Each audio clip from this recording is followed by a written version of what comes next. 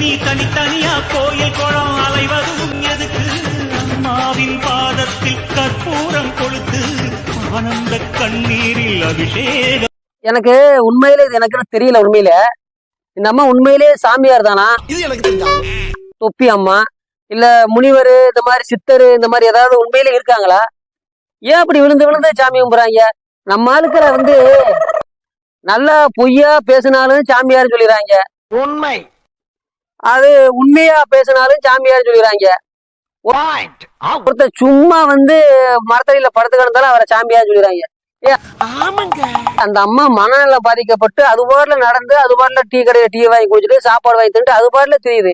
அந்த அம்மாவை துரத்தி துரத்தி போய் காலில் விழுகிறது, அந்த அம்மாவுக்கு முன்னாடி கூட்டம் கூடுறது. ஒரு மனநிலை பாதிக்கப்பட்ட ஒருத்தவங்களுக்கு இந்த மாதிரி கூட்டம் கூடி இந்த மாதிரி ஏதாவது சுத்தி சுத்தி வேடிக்கை பார்த்தா அதுக்கே ஒரு மாதிரியாத்தான் இருக்கு. ரொம்ப கஷ்டமா இருக்கு.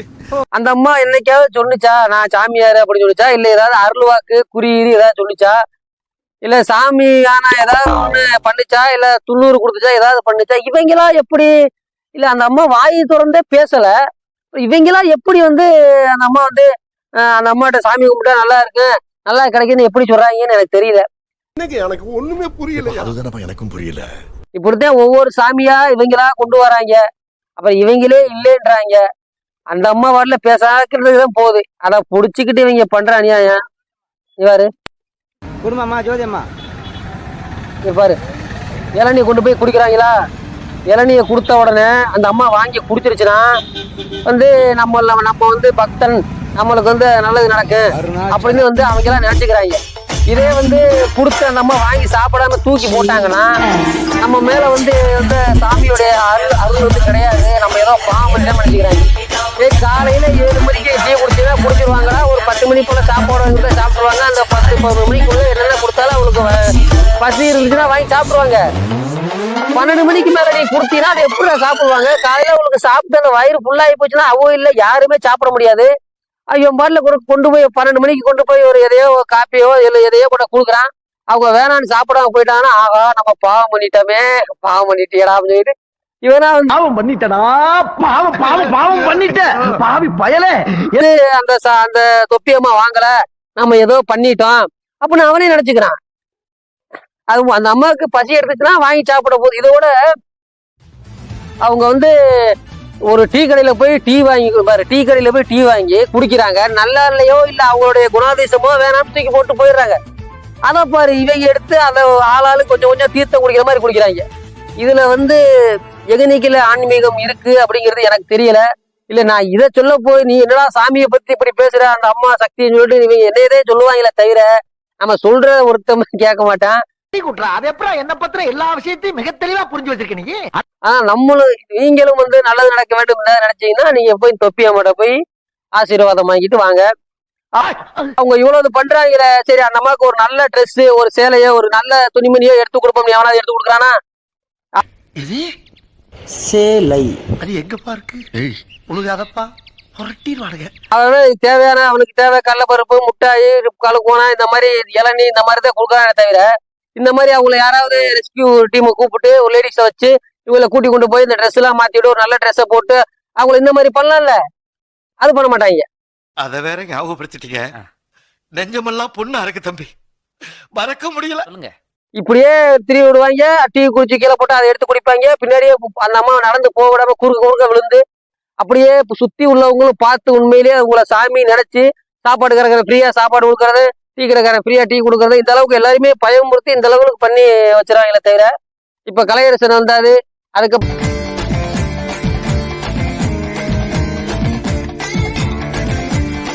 அப்புறம் ஒரு அம்மா பராசக்தி அம்மாவா ஒரு அம்மா சாமியா வந்து இப்படியே ஒவ்வொன்றா இவங்களே கொண்டு வராங்க. இவங்களே எல்லாமே ஆக்கி விட்றாங்க. இது என்னத்துக்குன்னு எனக்கு தெரியல. நம்ம இதை சொல்ல போனா நம்மள வந்து ஏதாவது சொல்லுவாங்க, தேவையில்லை. எங்க பிறந்த எங்க இருக்க என்ன பண்ண என்ன செய்யறேன்னு கேக்குறீங்க. நான் தான் சொல்றேன் இங்க சக்தியா இருக்கேன்னு. அடுத்தவங்க நம்ம நேரம் போயிருவோம். இது வரைக்கும் இந்த ஃபீல்ட பத்தி சொல்லணும்னா இந்த ஃபீல்ட்ல நம்ம தமிழ்நாட்டிலே வந்து நான் வந்து 6வது பெண் பாடி பில்டர். 6வது? ஆமா, தமிழ்நாட்டிலே கடந்த 50 வருஷமா வந்து அப்ப எந்த அளவுக்கு நம்ம இந்த ஃபீல்ட்ல வந்து பெண்கள் இருக்காங்கன்னு பாத்துக்கோங்க. கடந்த 50 வருஷத்துல வந்து ஒரு வெறும் என்னோட சேர்த்து 6 பேர் தான் இதுல பார்ட்டிசிபேட் பண்ணிருக்காங்க. ஸோ இந்த ஃபீல்டில் வந்து 2 கேட்டகரி இருக்குன்னு சொல்லலாம். இந்த ஸ்போர்ட்ஸ் வந்து கொஞ்சம் வித்தியாசமானது தான், மற்ற ஃபீல்டு மாதிரி இது கிடையாது. இதில் வந்து இந்த 2 கேட்டகரியில் வந்து ஒன்று வந்து பாடி பில்டர். இல்ல இவங்க சொன்னதெல்லாம் கரெக்ட் தான். அவங்க ஒரு ஒரு பெண், அவங்க வந்து பாடி பில்டர்ல போயிட்டு இவங்க ஏதோ 6ஆவதோ 5ஆவதோ தமிழ்நாட்டிலேயே இருக்காங்களாமா, அதெல்லாம் கரெக்ட் தான். என்ன அப்படி பாக்குறீங்க? என் மேல சந்தேகமா உங்களுக்கு? நீ சொன்னபடி பார்த்தாலும் அங்க எங்க இருக்கு பாடி பில்டரு? நீ இப்ப எத்தனை வருஷமா ஜிம்முக்கு போய் என்ன நீ உடம்பு ஏத்தி ஆர்ம்ஸ் வச்சு நீ என்ன எந்த லெவல்ல 6 பேக் வச்சு எங்க இருக்கு உங்க பாடி பில்டிங்? எங்க இருக்கு? நீ போய் ஸ்டேஜ்ல போய் ஏறி இதெல்லாம் செஞ்சதெல்லாம் வரைக்கும் சரிதான். ஆனா எங்க இருக்கு பாடி பில்டிங்? எங்க இருக்கு உடம்புல? எனக்கு தெரிஞ்சு பார்க்கும்போது பாடி பில்டர் இது மாதிரிலாம் எனக்கு தெரியலையே. இது நார்மலா லேடிஸ் அவங்க எப்பவும் இருக்கிறாங்க, அது மாதிரி தான் தெரியுது. இல்ல எங்க இருக்கு? இதுல ஏதோ இந்த பொண்ணு 5 வருஷமா ஜிம்முக்கு போய் அப்படியே ஃபுட் இதெல்லாம் கண்ட்ரோல் பண்ணி அப்படியே உடம்ப ஏத்தி, இப்போ நான் இவங்களுக்கு இப்படிங்கிறக்கா நான் சொல்ல வரல. நீங்களும் எத்தனையோ லேடிஸ் ஜிம் பாடி உள்ளவங்க எல்லாம் பார்த்திருப்பீங்க. அப்ப அவங்க எல்லாம் எந்த நாடு? இந்தியா கிடையாதா? இல்ல இந்திய அரசாங்கத்துல இருந்து யாருமே பொம்பளை பிள்ளைகளை எடுக்காம இந்த 5 வருஷத்துக்கு ஒரு ஒரு ஆள் எடுக்கிறாங்களா? அவங்கவுங்க விருப்பம் இதுல சேர்றது. எங்க இதுனா கவர்மெண்ட் வேலையா? ஜிம்பாடி இந்த மாதிரி இதுல உள்ளவர்களும் விருப்பம் உள்ளவங்க யார் வேணாலும் வரலாம், யார் வேணாலும் கலந்துக்கலாம். அவங்கவுங்க விருப்பம் வராங்க, கலந்துக்காம போயிடுறாங்க.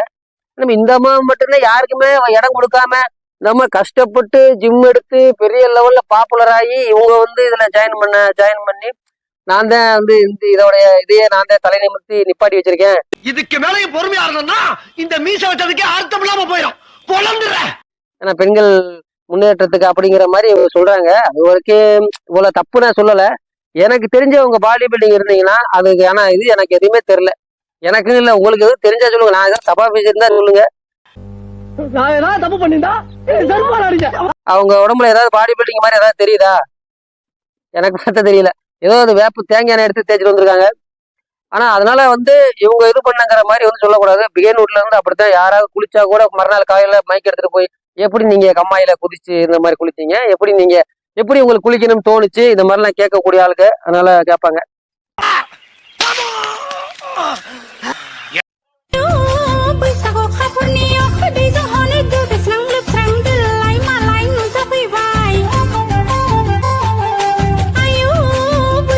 அதாவது நான் இதை பத்தி உங்கள்கிட்ட சொல்லியே ஆகணுங்க. இந்த பாட்டை நான் சமீபத்துலதான் இதுல பார்த்தேன். நான் பார்க்கும் பொழுது ஏதோ வித்தியாசமான ஒரு லாங்குவேஜா இருந்தவொடனே எனக்கு ஏதோ பார்க்க நல்லா தெரிஞ்சு, சரி இதை எடுத்து போடுவேன்னு போட்டேன். மொத்தம் இது வந்து தமிழும் கிடையாது, நல்லா தெரியும். ஹிந்தியும் கிடையாது, இங்கிலீஷும் கிடையாது, ஏதோ உருதுவா என்னமா, ஒரு மலையாளம் கிடையாது, தெலுங்கு கிடையாது, கன்னடம் கிடையாது, இது எதுவுமே கிடையாது. அது உங்களுக்கு இல்ல, இது பார்த்தாவே தெரியுது.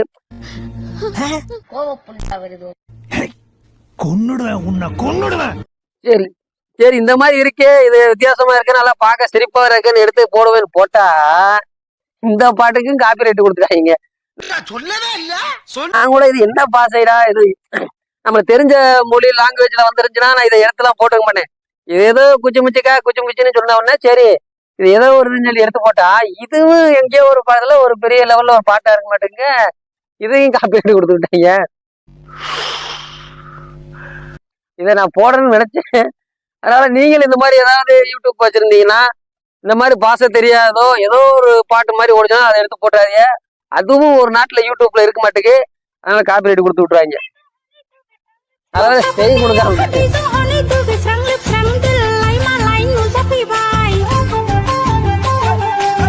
ஒருவேளை இவங்க வந்து அவங்க நாட்டுல ஒரு பெரிய ஹீரோவாவோ பெரிய ஹீரோயினோ இது ஒரு ஹிட்டான பாட்டா கூட இருந்திருக்கலாம், ஃபேமஸான பாட்டா இருந்திருக்கலாம்.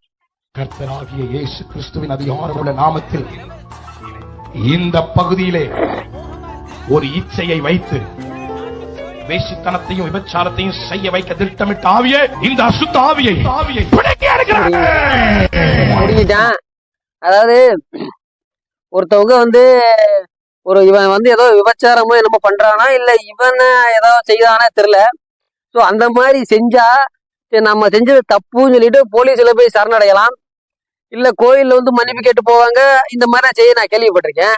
சரி அப்படியா, இவனுக்குத்தே விவரம் தெரியல, ஜட்ஜுக்கு வந்துட்டானா அந்த பாரதியார் பார்த்து என்னன்னா இனிமேல் செய்யக்கூடாதுன்னு அவங்க ஜெபம் பண்ணி அந்த மாதிரி பண்ணி விட்டானாலும் பரவாயில்ல. இவங்க என்ன பண்றாங்கன்னா அவரை பிடிச்சி வச்சு அந்த பாயிண்ட் இருக்குல்ல, மெயின் பாயிண்ட் அங்கே பிடிச்சி இந்த விபச்சாரத்தை செய்ய வைக்கக்கூடிய இந்த பொருள், அதுவும் அந்த பெண்ணுடன் தொடர்பு வச்சுக்கொள்ள இந்த ஆத்மாவை புடுங்கி எறியணும்னு சொல்லிட்டு புடுங்கி எரிச்சிட்டாங்க. இதை செய்யக்கூடிய மூளை எங்க இருக்கு? இவன் இந்த மாதிரி நடந்துக்கிறான்னா அவனோட மைண்டு, அவனோட மூளை இந்த ஏதோ ஒன்று இந்த வேலையை செய்யுது. அவனை அதுல இருந்து மாத்துறதை விட்டுவிட்டு அதுக்கு காரணமா இருந்ததை புடுங்க நினைக்கிறாங்களே. பின்னாடி அவன் திருந்தினாலுமே அவன் எப்படா இல்லை இதை வச்சு எப்படா வாழ்வான்? சரி, ஓகே.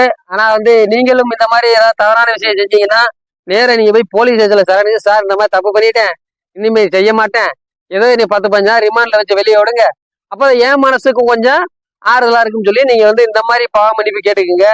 அதை விட்டு இந்த மாதிரி போனீங்கன்னா புடுங்கி வீசிடுவாங்க. இதை நான் எல்லாரையும் சொல்ல, ஒரு சில பேர் பாட்டியாரும் இந்த மாதிரி பண்றாங்க, எல்லாரும் கிடையாது. அது என்ன